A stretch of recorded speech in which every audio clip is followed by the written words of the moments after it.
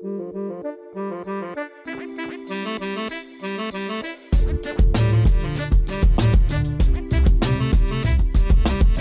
everyone, Scott Hansen here from NFL Red Zone. I hope you're checking out 1 hour of 5 Yard Rush, one of the best podcasts on NFL football in the UK.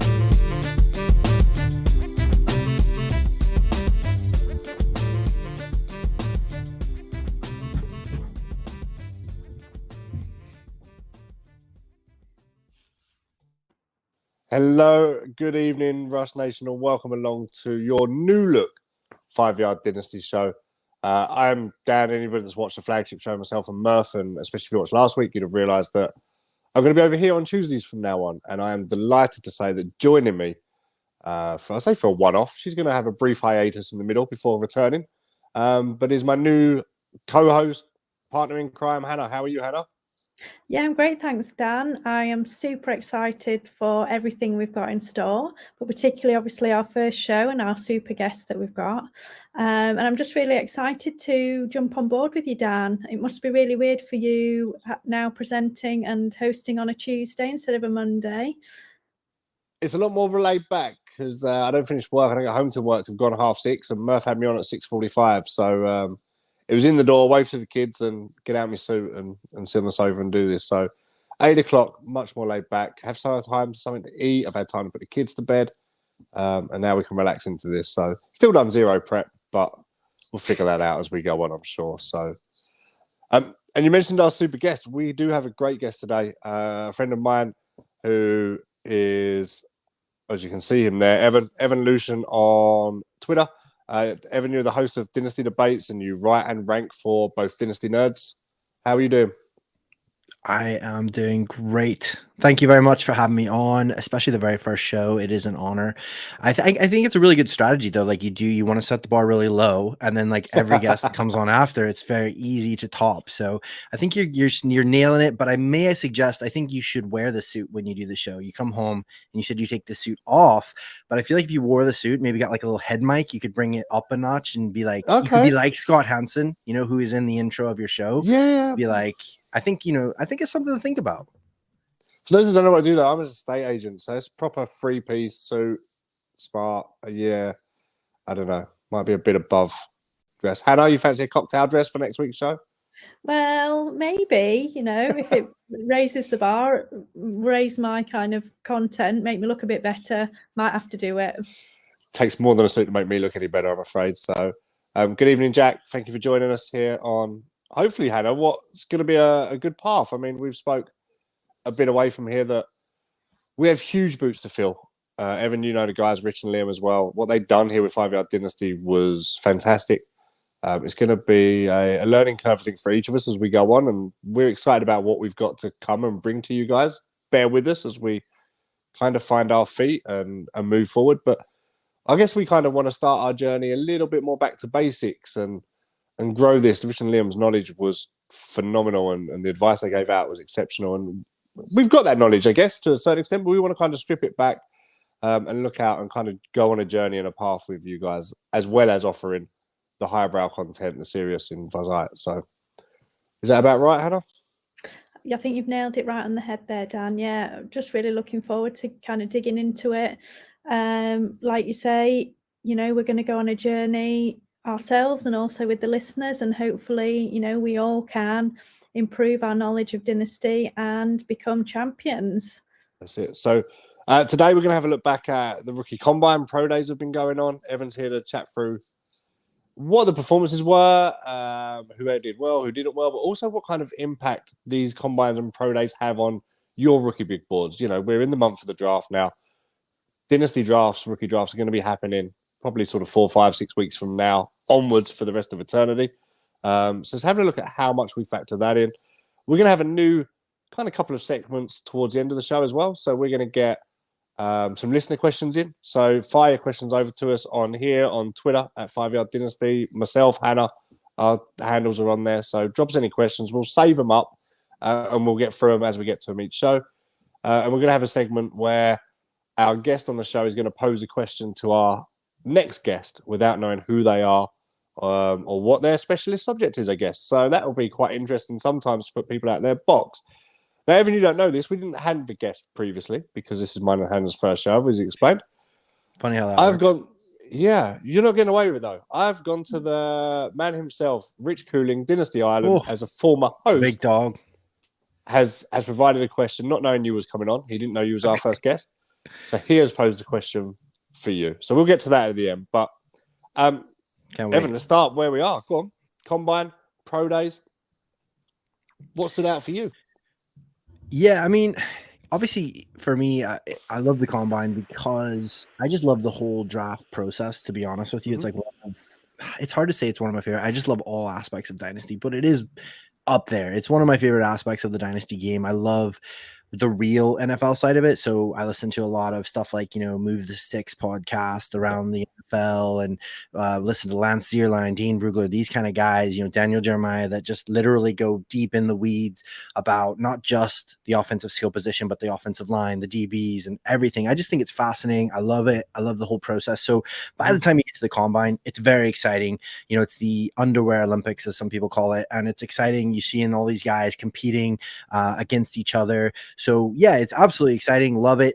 I will say that, for me personally, and I think in general, like you don't want to weigh what happens at the combine too much. Like you want it to be the way I sort of explain it. We've been doing prospect talk for the last month and a half on my show because I do love it. And I think it's important this time of year. You need to get familiar with the different prospects, who's good, who's not so good, or whereabouts you're going to want to take them. Because even if a good, prospect is good, doesn't mean you necessarily want to take them at the 103 if they're really more of a second or third round prospect. So, for me, it's like the way I've been explaining it is with all this stuff, it's the classic analytics versus film debates, the combine versus pro day, all these sort of things. They're all just pieces to the puzzle. You can't build a puzzle with one piece. If you can, it's not really a puzzle. It's just a picture. So you got to build the puzzle one piece at a time. So when you go to the combine, that's just a piece of the puzzle. What I like to do is by the time the combine happens, I like to have a rough idea of what I think of this prospect anyway. And so hopefully the combine results is just sort of reinforcing what I already thought about this player. So if I thought they were really, really fast, like Devon A-Chain, hopefully they come out and run very fast, which he did. So that's good. Now, if I think somebody's really, really fast and they come out and run like a 4.7, then you're like, whoa, okay, I need to reevaluate. Maybe I missed something, or especially if the general consensus is that they're a very fast player and they run a 4.7, then you sort of want to go back, maybe ask some questions. And that's nice that it's a month and a half or so before the draft, because it still gives you a bit of time to do that and to kind of reflect on what you've seen and what's happened there. And there's a lot of kind of mitigating factors, right? There may be injuries, and we see players that don't partake in certain events during the combine if they don't partake in the combine at all.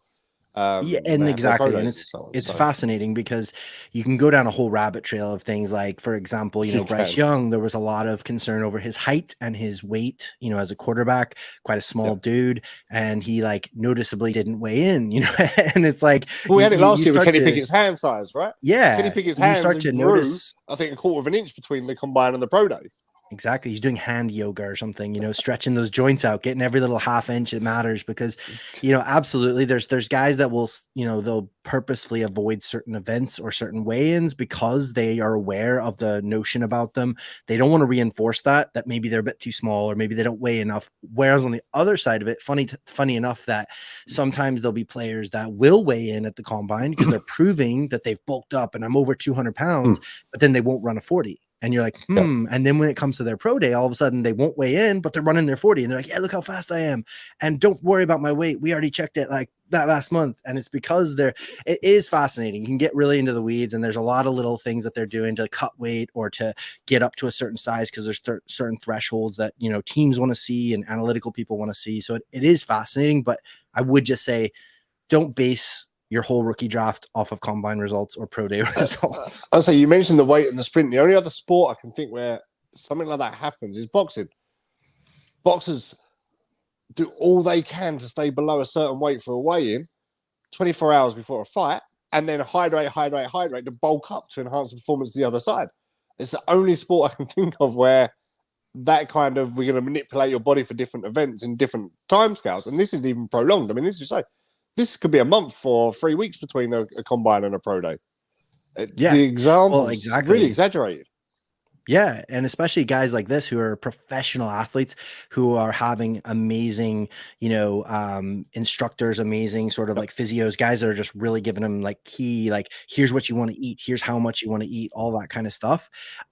Those kind of guys are, I mean, they're able to do crazy stuff in a month, as far as like Yep. putting on 10, 15 pounds of muscle or stripping down 10 or 12 pounds, that they need to, and just to be able to shave a half second off their 40 time, because all that kind of stuff matters when you're comparing the best to the best. They're Yep. basically saying, hey, we know what you did in college, but how do you weigh, and how do you stand up against all these other players if you're a running back, or how do you run all these different drills if you're a wide receiver and things like that. So I guess it all matters. It's all pieces of the puzzle, but it is a fascinating sort of, it can definitely become a rabbit hole that you can go down. Okay, so go on, Hannah. I was just going to have a quick question for you, Evan, actually. Before we get into the weeds with like certain players, based on a performance at the combine or the pro day, do you ever change a player on your kind of rankings, or do you always go back and look at, right, why is it different to what I thought originally, and then go from there? Or have you ever been like, this performance means that I will definitely change this player? So that's a really interesting question. And I think that based just off of combine or pro day results, not majorly. Like, I'm not going to say this player sucks, I hate this player, and then they come out and run like a 4.29 and I'm like, okay, never mind, they're a first round pick, I was wrong. You know what I mean? Because again, they're showcasing us certain things, and those things are important. But again, how you run in a straight line with no pads on isn't as important to me as how you play, your functional strength, your functional speed in a game. So yes, a little bit. Like, for example, Anthony Richardson is a good example of that in this draft class, because he's a quarterback who you get excited about certain flashes that you see on film and you think, wow, that's really cool. But then you watch another couple of plays and you're like, oh, that's not good. Like, what is happening here? So then you're sort of cautiously optimistic. Then he goes out and just wrecks the combine, and you're like, okay, I have to take this guy pretty seriously. Like, yes, he's raw around the edges, but I mean, he's got like historical athletic testing. So I think that's what I would say is, like, if somebody comes out and does well or even better than you thought, that's okay. Take it into consideration. Now, if someone comes out and absolutely wrecks the combine, you probably need to take it into consideration and weigh it a little bit. Now, again, does that mean I'm going to bump him above like a CJ Stroud or a Bryce Young? No. But am I going to take him more seriously than I would have before the combine? Yeah, a little bit, because you're looking at something that you're saying, like, for example, I don't know if you guys utilize or have heard of Math Bomb. He does like the he does like the relative athletic scoring, RAS, and he looks at all these like prospects and looks at all their combine data, things like that, way back years and years and years. And it's a really fun little site to go play around on, because you can even compare prospects. So if we compare Anthony Richardson on the RAS on his scale, like, you compare him to Cam Newton, who was like, a freak athlete, just one of the most athletic guys when he was coming out, and he actually scores better than Cam Newton. Like, Cam Newton was like a 9.93 or 9.97 or something like that on his scale of 1 to 10. Anthony Richardson is a perfect 10. So you have to take that into consideration. I mean, this dude, as a quarterback, a big quarterback, was running a faster 40 than a lot of the wide receiver prospects in this class, so you have to take those kind of things into consideration. But again, no, I'm not going to just say, well, he smashed the combine, therefore he jumps two rounds in my rookie draft grades. I'm going to kind of just say as well, if I can, on that same subject. For me, when I look at a rookie, and a rookie is 100% of the picture, I'm taking 35-40% of that is the video that I've watched and seen them in game time in real life situation.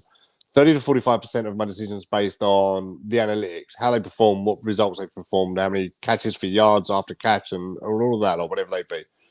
And then kind of factoring in 10 to 15% of that is actually their combine and pro day performance. As Evan said, it's very little weighting in the grand scheme of things for me, but it does have some on either end of the scale. I think if they fall within a middling of the patch, if they're, I don't know, 0.3, 0.4 out on their 40-yard either way, no one's going to really object. If they're suddenly at one end of that or the other end of that, then you need to look at the top and bottom of the scale. And then the last bit for me will be the draft itself, the capital and landing spots that get factored into where they go. So, and I think you're right. I think, so I believe it's Daniel Jeremiah uses the term cluster buster. And so I think for me, things like how well they test in the combine, you can use that to sort of help differentiate within a tier. So you could say, you know, for example, man, I really like these 3 wide receivers. I'm not really sure who I like best. I just can't make a decision. And then one of them goes out and smashes, like, you know, runs a great 40, has a great 3 cone, you know, runs a nice 10-yard split, all that kind of stuff. And the other 2 like just bomb. Well, then that helps you make your decision. You sort of think, okay, I'm going to bump that guy to the top of the tier because they were all really close for me. But now he's like, he's proven to me that he's athletically, he's a little bit better, a little bit more superior than these other guys. So again, you're not using it to jump huge like ranks, but you're maybe using it as a cluster buster, like kind of saying, okay, that's just going to edge it for me a little bit. And also in Indianapolis, they're in a dome inside, no crowd, no pressure, no defense on some of the routes that they run for catches and such, like totally controlled environment. Some of these guys would have played in warm states and warm cities through college, would have come from there, will do their combine in that enclosed environment, and then they'll go and be playing in Green Bay in November. You can't allow for that or factor that when it comes through to it as well. It's such a controlled environment. And like I said, you know, one of my favorite words through the whole process, I always use the word is contextualize.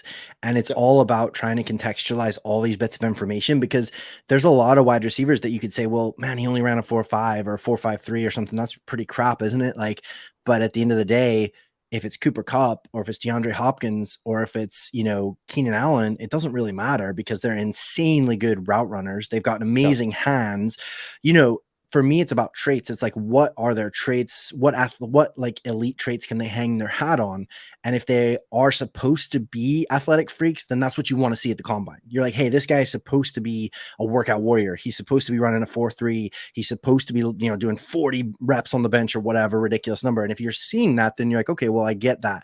It ties in. Whereas if you're like, I don't expect a guy like a Keenan Allen or, you know, whoever it may, or Jackson Smith and Jigba. I'm not expecting him to come out and run 4.3. That's not his game. That's not what he does. So if he did that, I'd just be like, oh, that's brilliant. Like, that's an extra string to his bow, but that's not, I'm not going to knock him for not doing that because I wasn't expecting him to do it in the first place.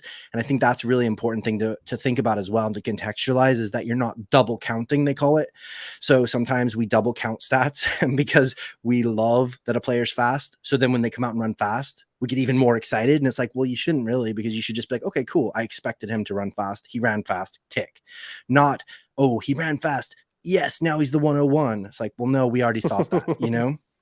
So I think really, I guess, I don't know if you guys agree or not, but in a lot of cases, probably the combine doesn't really have much of an effect because they go out and they do what we expect them to do. Where it kind of has a bit more kind of influence potentially is where players do what we don't expect them to do. So that's either be slower than we expected. So why are they slower, etc., or faster, more athletic, stronger, or whatever than what we were expecting. And obviously in those instances, we might not necessarily move them up or down the board straight away, but we're going to go back to their film or, you know, their traits or whatever that is, and then just reanalyze. And like you say, maybe that brings them to the top of the tier rather than at the bottom where you had them earlier, or whatever that might be. So it's more kind of on these players that perform not as we expect, kind of where we expect potentially for us to go back and look and maybe consider moving them if we feel that these, you know, is important or not. You know, if he's coming off an injury and he's slower, well, we're there, you know, but if he's really slow when we're expecting to be really quick, like you say, Evan, then clearly there's something there that we weren't expecting and we need to go back and reassess. Yeah, exactly. Well, I think it works both ways. It's definitely, like you say, there are guys that, because another part of it, again, contextualizing, is when you're watching the gauntlet, for example. So that's the wide receiver drill where they run down and they're catching the balls really quickly and everything. There is truth to the fact that there's just something different about being able to watch all these guys do the exact same thing and do it in succession, because you can start to see, man, that guy looked really smooth doing that. That looked really, really good. That guy really just, like, he dropped everything, or man, he just really struggled. So again, it's contextualizing, but it does help you to start to, you know, really sift through and kind of, it's the old, like, the cream will rise to the top, you know, and there's certain guys you watch run that drill and you're just like, wow, they look really nice. And We had it last even year with guys David like Bell. With David Bell jumping every time he caught the ball running the gauntlet, didn't he? Well, and sometimes that exactly. So things can happen both ways where like somebody can come out and they actually pop so much that you're like, I need to go back and look at these guys again. Like, what am I missing? Was this on their film? Did I not pay enough attention? So you can kind of see it that way, but then it can happen the other way where like Hannah was just talking about, for example, somebody like for me would have been, there's a wide receiver that I was concerned about. I had a lot of concerns, especially with 2022 versus 2021. His name's Dontavian Wicks out of Virginia. So for me, if he had come out and like smashed the combine, I'd have been like, okay, maybe I can give him a little bit of a buy ball here, because I know there was a lot of changes in his coaching staff and his scheme and in his quarter, all this sort of stuff had happened. So you can kind of think maybe, I don't know, maybe I can, but when he comes out and he kind of flopped at the combine, like he just kind of sucked at the combine, unfortunately for him. And so for me, it's like, well, I was already down on him. Now that he's come out and he's not even like an athletic freak. I mean, he ran a 4.62 40, which is not great. He's like third or fourth worst of all the wide receivers that ran. So you've already got these concerns. And like Hannah said, he kind of comes out and just face plants. So you're kind of like probably writing him off your list at that stage when you were already concerned. Guys like, last year, Christian Watson, some people had from an analytics perspective, some people are like, oh, I don't know. He's an older prospect. He comes from a smaller school. I'm not sure. But then when he comes out and he's an athletic freak and he's like speedy and he's doing all these things that you're like, man, a guy that big and that shouldn't be able to do all those things. You need to take that into consideration and say, well, okay, maybe we can give him a little bit of a buy ball here. And and to your point, it's not specifically the combine, but it is a piece of the puzzle. Really, we do need to think about draft capital. Like ultimately, especially with wide receivers, if they're getting that first, second round, or even third round, but first and second round, draft capital for a wide receiver is really important. That shows that NFL team thinks they're really good or thinks they have really big plans for them. That is not like foolproof. We all got Jalen Reagor, in our rookie drafts a couple years ago, but at the same time, it is a really good indicator that this guy's got a pathway to relevance that we needed to bear in mind.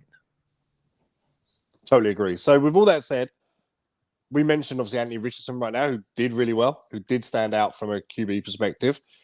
Who else caught your eye? Big name, little name, any position? Well, so one of the most to me, so for me, I do think that the combine and especially pro days, I will say for me, especially pro days are a bit of a Rorschach test for people. They kind of see what they want to see. I feel like a lot of times, I think if you didn't like a player, you're going to find ways to ding him throughout this process. You're like, oh, he did, look at this 40. It was only a 4.4. He should have ran a 4.3. And you're like, really? But if you really loved a player, you're going to find ways to forgive the little nuances of what they did wrong or what they didn't even attempt. So for me, I know there was a lot of buzz on the streets for Israel Abanikanda last week or so. People were freaking out about the fact that, he's a big dude and he ran a really nice 40. So he's like 200, he weighed in like 217, 220 pounds. So pretty big guy for a running back. And I think he ran like a 4.4 or a 4.41 or something like that, unofficial time in his pro day. So everyone's just freaking out and they're like anointing him as like a top 5 running back in the class. The problem for me, so the really interesting thing for me, and this is probably something where I try to be really transparent with my process. At the end of the season there, I went back and did a whole series looking at the 2022 prospects and how I ranked them and where they ended up playing and stuff. Cause I think it's really important to be honest and to be transparent with your process. And that's the only way you can learn. And the only way people can trust you is if you're being honest with your hits as well as your misses. So for me, Israel Abanikanda is going to be a real interesting test because I don't like what I see on film. I don't have him anywhere near a top 5 running back in this class, but a lot of people are very excited and they really love what they're seeing. And I feel like there's starting to be some double counting of stuff, because watching him, I feel like that he's pretty fast. When he has a hole, he has an open lane, he can hit that lane. He used to be track guy. He is fast. That's fine. I'm okay with that. I don't think he has very good vision. I don't think he's very powerful as a runner. There's a lot of concerns I personally have. So if he does come out and get second round draft capital and then he absolutely kills it this year, I'll have a lot of humble pie to eat. But at the same time, if he does get 4th round draft capital and then sucks, I'll just be like, yeah, like I said, not good. No, I'm joking. I don't think he's that bad, but I'm not a big fan. So again, for me, that's somebody that, is getting a lot of buzz and a lot of hype. But I feel like sometimes we get so excited about the draft And then about this time, we get a little bit like antsy.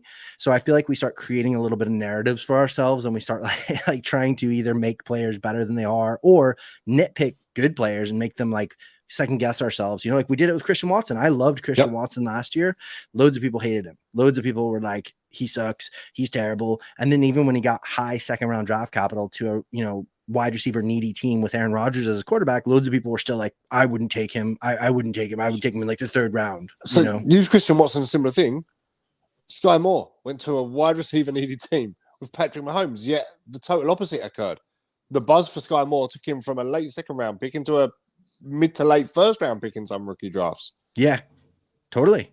And that's what I mean. So I think that we have to learn from those things, and we have to say, okay, first of all, nothing is foolproof. Nothing is 100%. You're going to have misses. So we talked about Jalen Reagor. We've talked about Sky Moore. We've talked about, I don't know if you guys remember, you know, a couple years ago was like Denzel Mims. There was guys that, you know, that every year there's guys that we get excited about and we bump up the draft board probably higher than we should. Even if you think about Sky Moore, think about a couple of years ago, Mecole Hardman. So Mecole Hardman didn't even have, you know, the excuse of like second round draft capital. He was like a 5th round pick or something, but because he went to the Chiefs, because we love Patrick Mahomes and because we love what Tyreek Hill did with Patrick Mahomes, we just bump these players too much and we give them too much of a boost from draft capital and things. So Sky Moore is a really interesting one actually, because I genuinely did love Sky Moore. Like before the draft and everything, I had like a late first round rookie draft grade on him. So for me, when he got drafted in the second round and he went to the Chiefs, I was just like, well, I already had a first round grade on him, so I'm not bumping him up anymore, but I am still comfortable taking him at the end of the first round.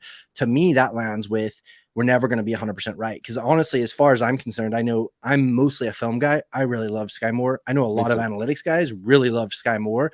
So I feel like he was just one of those guys that sometimes with the best will in the world, you're not going to hit 100% of the time. So, you know, I think that there's things that we can learn from certain players, like certainly like Mecole Hardman's, you know, guys like that, where we didn't really like them before all of a sudden they had landing spot and draft capital, and then we boosted them up way too high. The same thing happened to some extent with CEH. The same thing happened again, you know, with there's players like that every year where we get like so excited because they get first round draft capital, but then we also forget, you know, that there's first round busts all the time. Yep. There is more often than not as well. And I've seen before stats on when you do rookie drafts, the chances of a QB that you draft in the first round of your rookie draft having a continual QB1 performance and an RB having a continual RB1 performance and so on, it tapers off incredibly drastic. And I'll try and find the stats in the coming days again and get it out there before the actual draft start beginning. But yeah, the chances of hitting someone third, fourth round in a rookie draft, Elijah Mitchell's the one that stands out in recent years, but now obviously he's got CMC on board and who knows where that goes for him. But he was the one, and I had a lot of Elijah Mitchell at the time, undrafted from a lot of leagues at the time. It was one of those throwaway taxi squad ads that you could get, you know, when you sold some rookie picks and you had space at the end of the draft. He was someone I went and just stuck and gambled on as a running back in a committee backfield. It was one that made sense to me at the time. So, yeah, the odds of striking gold later in the line is slim. And I think what you have to think about, right, is again, it's about contextualizing. Think about how often that happens in the real life NFL, where these people get paid, not just paid, they get paid millions of dollars every year to make these decisions, and they still get it wrong. Like, think about Baker Mayfield was the first overall pick a couple of years ago. Dude can't even stay on a team anymore. Like, he's getting cut from teams. He's home now. You know, he's home now. Sam Darnold was a top 5 pick. You know, like these guys were literally like, I mean, these guys were like people that get paid millions of dollars were saying, that's the guy, that's our dude, and trading up for people. You know, we don't know. Obviously, there's been a lot of unfortunate injuries with Trey Lance, but so far, you know, he could easily be a bust long term. I mean, Brock Purdy could steal his job as Mr. Irrelevant. You know, that's the buzz on the street, is that they're just as happy for Brock Purdy to have this job as Trey Lance at this stage, even though they traded multiple first round picks up to get him. Yeah, so then a GM in the offseason has one job and one job only, and that is to lie. No, but they don't have anything to gain from that because they have both players. So there's nothing to gain. If anything, they would have to gain by pumping up Trey Lance if they're trying to get his trade value up. They'd be like, oh, yeah, Trey Lance is our dude, man. I mean, I guess you could take him from us for 2 firsts, but I mean, man, we love this guy. So for them to come out and kind of say, yeah, we're happy to roll with Brock Purdy, that doesn't really make much sense for them. So It happens all the time. So yeah, exactly. Anybody who says they don't have misses is either lying or they haven't been taking many shots. I haven't been playing very long, because you play this game for long enough, you will get misses. No doubt about it. Well, I mean, the rookie drafts are so deep, aren't they? I mean, there's no way that you're not going to, get misses, in the third and fourth round. At that point, a lot of those players are undrafted or late in the draft, where teams are taking them for roster fillers. They're not necessarily going to be starters day one, and they are taking them for that reason, to go on special teams or whatever that might be. So, I mean, it's almost impossible to get every single of your rookie picks correct, Yeah, no, absolutely. And like you said, to Dan's point, I'm pretty sure off the top of my head, I believe the historical hit rate just on first round picks in rookie drafts is like 50%. So you're talking, it's a coin flip even in the first round. After that, it's just nosedive. So like by the time you get to the third round, I believe it's like 5 or 10% chance that you're going to get a hit, so it could be only one hit every third round, which, can kind of be depressing, but it's just part of the fun of the game, like you always love those stories, like in years to come when you're like, I got Terry McLaurin in the third round of my rookie drafts, and it's like, it's a great feeling. And that's why things like this are important, is because it's about minimizing your misses as much as possible. And it's about increasing your hits. So if you can hit at a 25% rate, that doesn't sound good, but when the rest of your league's hitting at a 10% rate, you're still going to come out on top. The other thing to that I would say is trust yourself. Like, Sky Moore hype went through the roof last year. And I wasn't a Sky Moore fan. I passed on him a lot. Sometimes for a better player in the situation so far, and sometimes I've got a worse player in the situation than where we are. But I trusted my own instincts and my own gut, because, as I say, the landing spot and draft capital for me was 10% of my total assessment of that player. The rest of it was the video I watched, was the analytics of what he'd done, and his combine and stuff like that. So it wasn't somebody, he landed there. I took a chance. I've got enough leagues that we can diversify. I'm sure you guys have as well, and have a just-in-case type player, I guess. But Sky Moore wasn't somebody I was particularly keen on at the time. And I trusted that. It is about trusting yourself, especially when you do get to those late second, third round, fourth rounds. And some rookie drafts I've got are 5 rounds deep. Well, you're way dart throwing at that stage. So if you've seen something on a video, if you've seen something in an analytics, if you've seen something at the combine, and heck, if you've seen an interview with a guy and think, hey, he seems like a decent dude, and you want to root for him, at that stage, get him, because he's just as likely to be the one hit in that round as anybody else will. So I'd say trust your gut and go with those types of people. Yeah, I think you're right. I think at the end of the day, I always suggest that, it should be fun. Like, fantasy football in general is supposed to be fun. Yes, winning is fun. Yes, having the trophy and talking smack and all that stuff is great. I love it. But at the same time, you want to have fun. You want to root for your team. Like, there's nothing worse than going through a startup or going through a rookie draft and looking at your team and being like, I can't stand any of these players. Like, I really wanted Israel Abanikanda, but I took, this, guy, Tank Bigsby or whatever. It's like, look, if you really believe in Israel Abanikanda and you love him and you think he's the next big thing, yes, you have to be reasonable with it, I think, personally, because especially if you're playing in money leagues, you're just going to be throwing your money away. If you're like, I love Israel Abanikanda, I went to Pitt, I'm taking him 101, that's just stupid. You should be taking Bijan 101 if you're in a 1 QB league. Like, at the end of the day, if you love him that much, just trade back a little bit, get some extra gravy on top, and then take your dude. But yeah, you want to get your guy, and you want to have guys that you like, and you want to have guys you can root for. Yeah, my most owned player in all of my Dynasty leagues is Zay Jones. I'm an ECU Pirate fan. Zay Jones is, and we don't have many NFL caliber players come out of ECU, which is what I love about it as well, because you can actually follow these guys' careers and watch them on. So Zay Jones is my most rostered player, just because I like rooting for him. And I know this year I'm going to be adding a ton of Keaton Mitchell on top of him, because regardless of the fact he's an ECU Pirate, I actually quite like Keaton Mitchell as a running back. So yeah, he is someone's ADP I am watching incredibly closely, because I am working out, hey, if I'm 4 or 5 You're solely picks responsible for his ADP, it sounds like. I'm literally driving it, but hey, he had a decent 40. Third fastest of all running backs in the 40. So I think he's got something about him.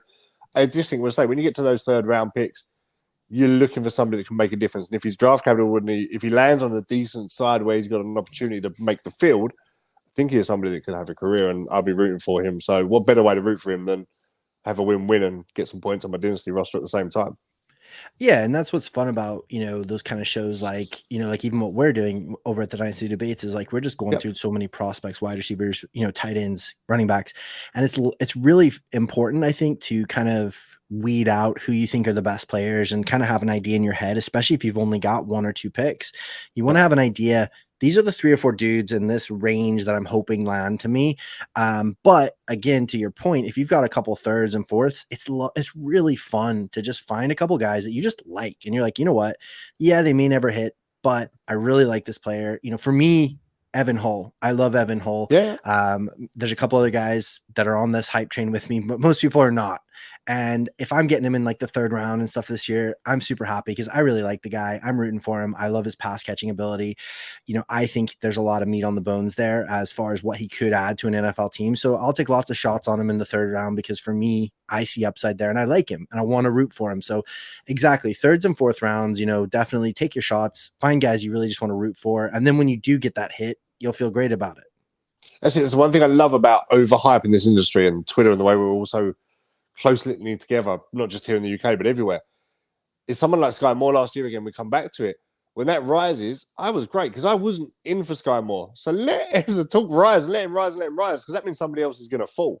And I'll take my chances on that one instead at that stage. Whereas now, Keaton Mitchell on the other way. I'm driving Keaton Mitchell. And I wouldn't be surprised to see Keaton Mitchell be a late 1st round pick for me somewhere. So. And since we're in a league together, I'll make sure and snipe you on him. And so I can turn around and sell him to you for an exorbitant price. You can have Keaton Mitchell for a 24-second, Dan. I also like to diversify, so let's not worry about that. So we'll see. The other thing is the other thing I find really good to do. I did a Dynasty League a couple of years back that's still going, and our rookie pick every year follows the same rules. But we turn ADP off. We draft so when you're drafting, it's set alphabetically. Which then really, because when you get to those 3rd rounds, you're going, okay, this is where I'm at. This is where the ADP says I'm going to take. You'll look for 3 or 4 names kind of either side and see if there's anyone you're kind of familiar with or want or like at that stage. Take the ADP out of it. Literally, go and get your guys. Do your research. Do your work and do it. If none of you guys have ever done that, it's an interesting way to draft, I tell you. Yeah, I definitely think that, especially if you're drafting on like sleeper, things like that, the ADP can be a little bit skewed anyways. So be very careful. I always say to people, some people are proper degenerates and they like to do their rookie drafts before the even NFL draft. I'm not into that personally because, again, we just talked about it for like 10 minutes. There's misses everywhere from us. There's misses from the NFL.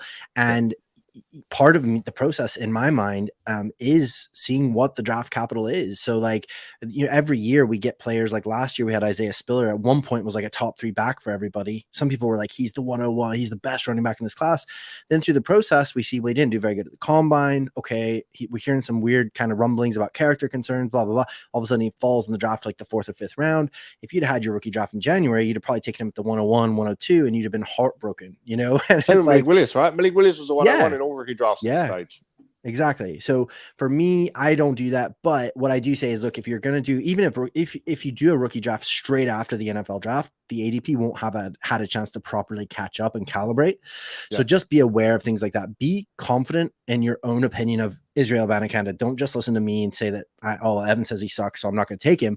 But if you think that he's worthy of like a high 2nd round pick, and the ADP hasn't updated to reflect that yet, then be confident and comfortable taking him where you feel. And that's, for me, again, I don't want to go, but like, I am who I am. I've got to be honest to myself in my process, because I love, again, the real NFL draft. I love the way guys like Daniel Jeremiah and, Dane Brugler, all these guys attack it. A lot of times the way they'll do it, and if you've heard them talk about it, you probably hear it as well. They'll say things like, oh, I've got a 1st round grade on this player. I've got a 2nd round grade on this player, right? And that made me start thinking a couple of years ago. I was like, why don't we do that more in Dynasty? Like, we get so caught up in like being like, he's the 103 for me, he's the 104 for me, he's the 105 for me, and like very, very, very like specific. I feel like first of all, it leaves very little wiggle room. It leaves very little context. So for me, that's the way I do my rookie stuff now. Is I say, look, I've got a late 1st round grade on him. I've got a 2nd round, and I'm talking like rookie draft grade. So what I mean by that is, the way I attack it is I'll come into the rookie draft and I'm like, okay, I've got 1 late 1st and I've got 3 seconds. Okay. So when I'm coming to that top of the 2nd round, here's the 3 or 4 guys that I think are values in that range. And then if somebody who I had a 1st round grade is still there, that's a huge value to me. So I'm not going to stick to like, well, the 202 supposedly on my scale is A-chain, so I must take A-chain here. I want to give myself a little bit of flexibility, and that ties into the whole conversation of like tiers versus specific rankings, which I like tiers better anyway. But it just gives me an idea of like, hey, here's a group of 3 or 4 dudes that I really like in this range. If any one of those guys is there, it gives me the flexibility then for trades and stuff. If I say, well, I'm okay to trade back 3 spots here because there's 3 guys still on the board that I love equally. Do you know what I mean? So I feel like that gives you a little bit more flexibility and makes you a little bit more equipped for the craziness of a rookie draft. You sound to me like you draft purely for need, purely for value over need. Pretty much, yeah. Like I try to, most of the time, I basically try and go best player available because I personally like trading. So I'm always okay to trade. So I don't mind having like 15 great wide receivers. That's fine. I'll just go trade ones away that I don't need anymore for other things. Because right now, especially, I think one of the biggest problems or fallacies that you can get into at this stage in the offseason is like, well, I really need an RB3 on my team. It's like, yeah, but you're like 5 or 6 months away from setting your lineup. So you can get RBs way later on. You don't want to bypass, like, say, for example, Jordan Addison just to get like your 5th ranked RB in the class. You know what I mean? That to me is where I'm like, well, don't worry too much about that. Take the best players available, unless all the best players available are an even tier, in which case then yes, default to like, well, I need running backs. I've only got 2 running backs on this team. They're all the same to me. I'll take the best running back. Yeah, I mean, my thoughts would be that I would never want to draft for need in a rookie draft. That doesn't necessarily mean that when I get to the rookie draft, I want to have my, my lineup set, this is who I'm going to be starting in September. But if I have a gap at RB and I get to a point where actually RB is not the value pick, I would still pick a wide receiver, a QB or whatever, and then obviously look to trade or, find value elsewhere later in the draft or whatever that might be. I think if you draft for need, you are losing out on value. And I think the whole thing of Dynasty and fantasy football is value. If you, take this player 2 rounds later, if I took a player 2 rounds later than Evan, and he has a massive performance, I've got better value than Evan, and therefore I'm more likely to win than Evan is. And as I say, you don't have to set anything in stone at this point, right? So take the best player available, and then you deal with it, afterwards. You go start trying to make trades, and you fill your roster up, like that. Worst case scenario, someone will likely come up on the waiver wire that will be a plug and play when it comes to the beginning of the season, and you can fill in that way. You just want to put the most points on or have players that have the potential to do that on your team, from the get-go, and then you can move those pieces around. Yeah, and I think that's a really good point. I would say the only sort of caveat I would add would be just to be aware of like the scoring and sort of the format of your league. And specifically what I mean is like specifically probably like Superflex. So within Superflex, and the reason I say that is obviously you can start 2 quarterbacks in a Superflex. You probably want to be starting 2 quarterbacks when you can, because they're by and large going to score the most points. So in that system, like what I mean by that is if I'm in a Superflex rookie draft this year, I am going to weigh Anthony Richardson, Will Levis more than I would weigh just a wide receiver, because I love those wide receivers maybe, but at the same time, we can get loads of wide receivers. There's loads of wide receivers out there, whereas there's only 32 quarterbacks. And really of those 32, there's only maybe like 12 that you're really excited about for your dynasty teams. And especially once it's an existing league and it's been going for a couple of years, quarterbacks can be like gold dust. And then if you don't have one, everyone can see you don't have one. You're definitely going to have to pay nose to get one. So I think with quarterbacks, that's the only sort of caveat I would say. I agree 100% with what you're saying. In a vacuum, 100% always go best player available. But if it is like a super flex situation, you might shade it towards the quarterback. So say, for example, you're like, man, I'm sitting here, I've got Anthony Richardson, or I've got Quentin Johnston. You know what I mean? I really like Quentin Johnston, but man, I've only got 2 quarterbacks and this is a super flex league. You know what I mean? You probably want to side towards the quarterback, because you're sort of like, you need to realize and recognize the reason super flex leagues were invented is to put value on that quarterback position. So it's automatically going to be a little bit more valuable than just a wide receiver or running back. especially if that quarterback's ended up in Carolina or Indianapolis in this draft and they've traded there to get him, or the likelihood is they're going to hit week 1 or at least week 5 as a starter on that field. Exactly. And sorry, Evan. Sorry, no, go ahead. Then we're still drafting value, right? Because in a super flex league, we know that QBs are more valuable. So, like you say, to me personally, even if I didn't need the QB at that point, and I would probably still take that QB because that then is a really valuable piece, probably more valuable, in a trade than the wide receiver is. In that super flex league. So I would still take that QB, even if I've got 6 on my team, because I know that this is going to be a more valuable piece to me to trade and move around than that wide receiver will be. Yeah, exactly. No, that's beautifully put.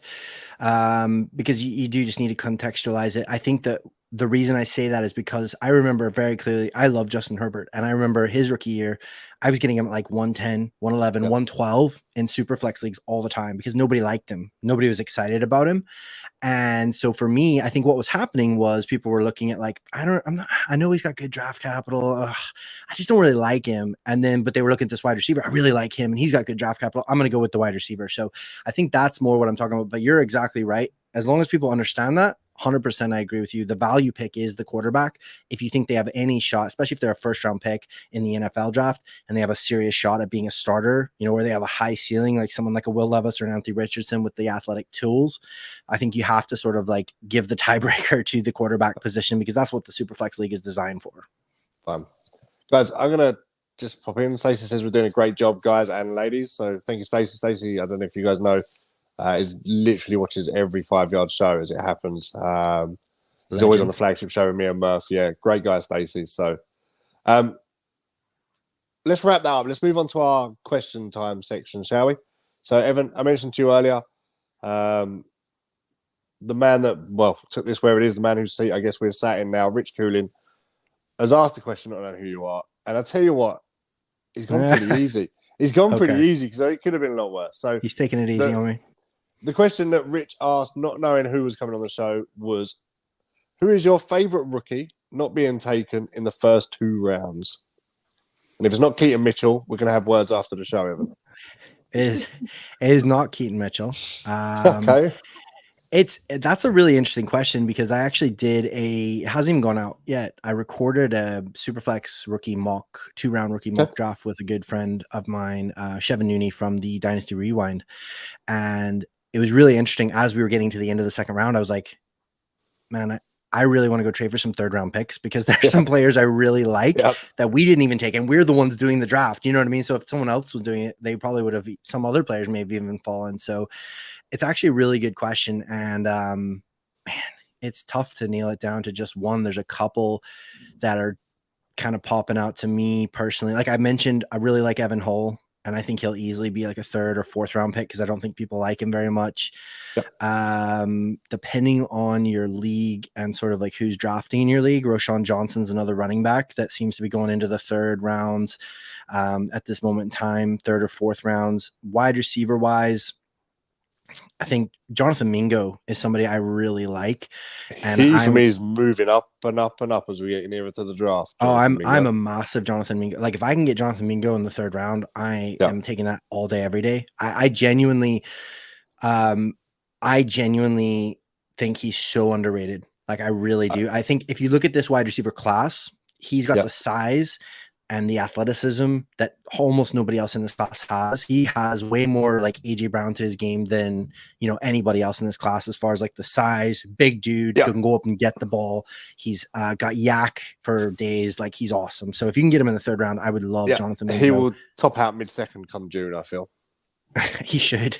I think Keishon Butte is a guy who is a post-hype sleeper.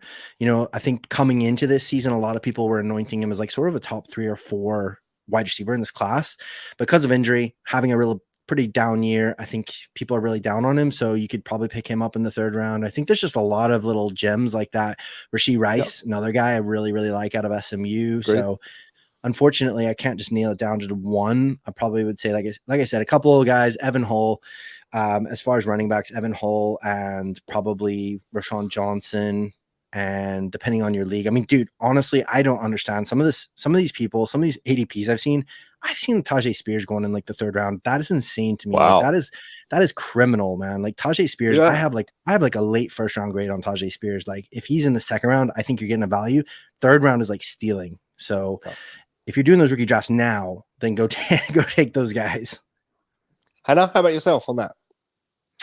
I think pretty much agree with Evan on most of them. I'm not a massive fan of Keishon Boutte, if I'm honest. Obviously, we know he had that massive performance a couple of years ago. You know, you thought that he was kind of going to continue with that. He had the injuries. He didn't do particularly well at the combine. Now, again, here we are. You know, we know that we don't want to put too much weight on that, but I just wonder whether he might end up being like a Justin Ross type.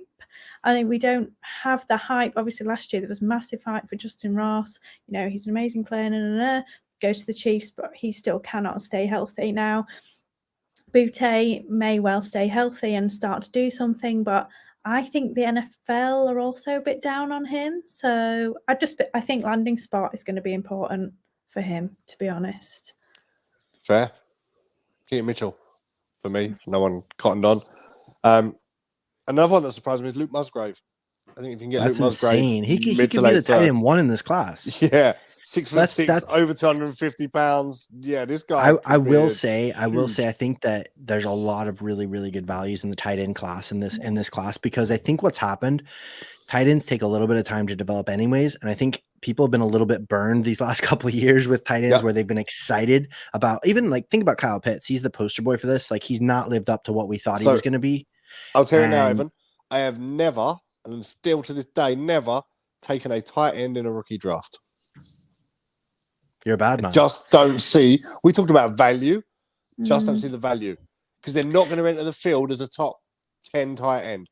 They're going to enter the lower end, in which case there is a plethora of dudes you can go and pick up on a waiver wire at that stage. See, I think you should be taking shots on tight ends, especially in tight end premium leagues in like the 3rd round and stuff, because if you think about it, you could have picked up Chikezima Okonkwo at the 312. A little bit of him, all day last year, but he's been brilliant, and now you get an awesome ROI. So I think that in the 3rd round this year, if you can get a Luke Musgrave, or there's a couple other dudes that I would be really excited about, and I think that are going in the 3rd round at this point in time. Like for me, Tucker Kraft, really interesting dude that I'm really excited about. You know, I think Michael Mayer's the obvious one, but everyone's kind of like super excited about him. So I don't think you're going to get Kincaid's another one. Dalton Kincaid, awesome. I think he could be my tight end 1 in this class. So Dalton Kincaid, absolutely. Guys like that, 100%, man. 3rd, 4th round, you should definitely be taking them and just stashing them on your taxi squad, if nothing else. Cool. Go on, Captain. No, I was just going to say. And it went. No, it is here, but I was like, oh, we should move on. Anyway, just quickly. I think this class is different because we have so many like really good tight end prospects in this class, right? But I would agree with you. I would probably take a tight end this year, but I think I would generally agree with you, Dan, in that I would feel like actually it's unlikely to give me value, because obviously what we want with our rookie picks is for them to, especially like 3rd and 4th round, is to increase in value right over the year. So either they increase in value and you add them to your starting lineup and they give you points, or they increase in value and you can use them as a trade asset and you can get other players onto your team that will give you points. And I think typically we just don't really see that with tight ends. Like they take so long to get going sometimes. You know, it's that he's sat on my bench for a million years and not done anything, and he's kind of like wasting a spot, if you know what I mean. Like I'd much rather go and trade for him in 2 years' time than have him like clogging up my roster personally. If they came through quicker, then I would have a different, you know, view on it. But I think I'd much rather have one of these running backs that, you know, an injury and he's a starter and I can use him or I can trade him. You know, I know where I'm going to be in a year, 2 years. With these tight ends, you have to sit on them for so long that they just end up sitting there. They're no value to anyone. You know, you either drop them or they sit there. I don't know. I just think it's not always the best there you go, Evan. Use of a pick. But us three are in a league together, right? Evan, you can pick up Luke Musgrave in the 4th if everyone else thinks like me. I'm excited. Can't wait. What's going on? I will take Luke So Musgrave in the 4th. Yeah, I don't think you would get there, but there's a lot of other very experienced people in that league, so it'd be interesting to see that one. Also, guys, we've been asking for listener questions to come in, whether on Twitter, whether you're listening live, keep sending them over to us. We've got the first few in, so we just quickly flick through these if we can. So James Collier, these are not related to the show. These are just what's come in. We're going to try and answer dudes' questions as they come in. James Collier, which is at JamesC294 on Twitter, says, do you think Kyler and 2 firsts is too much to pay for Josh Allen? Who wants to say that one? I'm assuming this is a super flex. I've got very little context, and my one Okay. answer to that is give me some context. Yeah. But yeah, that's I'd say for the argument of this, we'll go, yeah, everything we talk about is a super flex league. Makes sense, right? It's the predominant one now. Yeah. I don't think it's too much to pay. I think that's fairly reasonable. I just think I would probably have a hard time paying it, if that makes sense. So I think it's reasonable. For me, Josh Allen is my QB1 in Dynasty. So if we're talking about Superflex League, I'm saying, well, he is the most important, most valuable, quarterback. So yeah, absolutely. I would love to have him as my, but again, this is where context matters, because you got to sort of say, if you're sitting on Kyler Murray and 2 firsts, what kind of position are you in your league? If you're rebuilding, I don't know that that's the wisest use of your draft capital and stuff, because again, you're sort of saying, well, where are those firsts? Are those 2 23 firsts? Are they 2 early 23 firsts? Are they a 23 and a 24 first? Are they a 24 and a 25? All that stuff matters to me, because for talk's sake, if we're talking Kyler, the 106 and a 24 first, and say my team is like middle of the road or a really good team, but I'm not great at quarterback, I'd probably pay that. Yeah. Cause I'd love to have Josh Allen as one of my main quarterbacks. But if I'm struggling and it's like the 102 and I earned the 102 and Kyler and my first next year, I'm probably not paying that, because I'd rather have Kyler take Stroud or Young at 102 and start trying to trade up those guys and try and build up my roster, rather than putting 3 or 4 of my best assets, maybe my only assets if I'm that bad, into getting one good player on my team. Because that one good player, no matter how good he is, he's not going to win me my league by himself. Yeah, so for me, there's 2 options here. One is do the trade, and I think it's a reasonable value. And Josh Allen sits on your roster then for the next 8 years. It doesn't change. You've locked down that position. You can forget about it. Or are you going to be a little bit more, I think, bullish and use those drafts and use those things, hope you hit, which is a hope, in which case, we talked about value all show, you'll potentially then have more collective value in pieces, which could add more to Josh Allen down the line. It's how much you trust your instincts on your rookie drafting and say where the picks are, how you're going to pick, what value you're going to get from them, and also where your roster is. Because if you want to lock it down a position, Josh Allen does that for you for 8 years. Agree, Hannah? Yeah, I do. A lot of it's about context, isn't it? Like if you've got no pieces on your team, it seems a waste to send those 3 assets for Josh Allen. But if your team is pretty good and you just need that final piece to kind of bring it together, obviously Kyler's out for most of the season, then that might be the move you want to make. Next question, named Dirk Vandenberg on Twitter at Dirk Vandenberg. He's in a rebuild Superflex team in need of a quarterback, and he has the 101. Does he take Bijan or a quarterback, or does he trade down no further than the 103? What do we think? Do you want to go first, Hannah? Yeah, I know what I think. I mean, I don't know what you think, Evan, in terms of your tiers here. But for me, the consensus 101, even in Superflex, is Bijan. So I would either trade back, like he says, no further than 103, because if you trade back, you're also going to get extra assets. You're rebuilding, so you need as many assets as you can get. So I personally would trade back, because I think someone would be going up to the 101 to take Bijan. If you cannot trade back, then I would take Bijan at the 101, and then I would look to trade him. Or, trade other assets. I think ultimately it's about value here. Personally, I think that everyone thinks that he's going to be the 101. So I would try and get as many assets as I can and as much value out of that pick as I possibly can. So I would look to move out before the draft if I can. Yeah, I mean, I would. I think we're all gonna probably agree that the best thing you can do is trade back. If you're the 101 and you've earned the 101 because your team sucks, then I think the best thing you can do is trade back, keep gathering. Look at what the Bears did. In the real NFL draft, they were like, "Hey, we've got our quarterback. We've got a lot of holes on this roster. So instead of taking whoever we think is the best non-quarterback in this we're going to trade back, get a wide receiver and more picks and things like that. I think that's exactly what you want to try and do.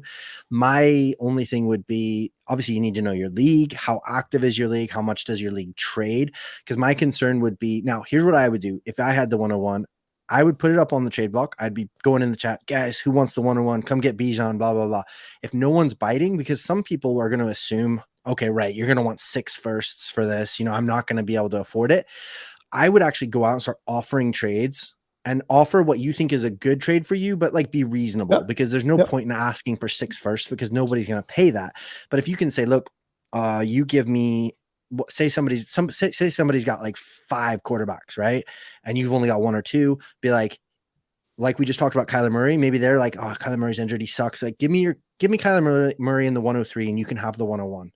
Do you know what I mean? Because then all of a sudden you've turned the 101 into Kyler Murray and CJ Stroud. So you've got 2 good quarterbacks for 1 first. You're never going to be able to trade 1 first for 2 quarterbacks in a normal league, but you got to be smart about it. And you got to go out and proactively start offering trades that you think are reasonable, that you think are going to help your team, but at the same time, maybe a lot more reasonable than what they thought they were going to be able to get it for. My only last part on all that is, if all that else fails, I probably would go with whoever you think is the best quarterback. Again, because it's a super flex league. The reason I'm saying that is that if you've gone out of your way and you've offered those genuine trades and nobody's biting, why are they all of a sudden going to bite on Bijan if you've got him on your roster? And I they think can see that you're from the NFL draft, Bijan's value can only fall from the NFL draft. If he lands, exactly. Yeah. If he goes to Green Bay for some reason, then people are like, wait a second. Aaron Rodgers isn't there. They've got Aaron Jones. They got AJ Dillon. They got Bijan. What's going on here? I don't want this. You know, this is Bijan's value will never be higher than it is before the NFL draft. So that's the only thing I would say is, like, I agree with 90% of what Hannah said. I just think if I got stuck in a corner and all options were gone, nobody's trading for this 101, even though I've offered reasonable trades, I've tried my best, and I'm on the clock, I'll probably just take the quarterback, because if he does hit, if CJ Stroud hits, or if Bryce Young hits, or even if you want Anthony Richardson, if you think he's the 101, I don't agree. But if you think he is, if one of those guys hits, they are worth more than Bijan Robinson. So I've actually done this week in real life in a league. I'm in a full rebuild. I've got 5 first-round picks in this rebuild. It's at that stage, but I had the 101. And I found a running back needy team who had the 102 rather handily. So I sent the 101 and Tyler Algier, and I got the 102, Treylon Burks, and a second next year chucked in. So I've now added Treylon Burks. I've actually in this league now got the 2, 3, and 4. And I think there's a very realistic problem here that I might be taking Bryce Young, CJ Stroud, and Anthony Richardson with all 3 of those picks, and taking the QBs clean off the board at 2, 3, 4. Can I just say one more thing before we move on? Of course you can.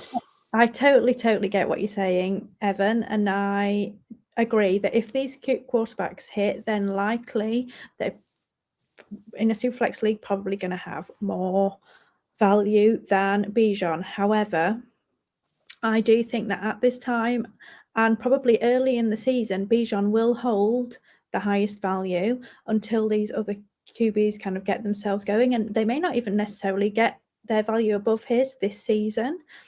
I personally would take him because I think that at some point somebody is going to be QB needy. We know that he's going to go out there and he's going to perform like a beast. No matter where he goes, we know how good he is.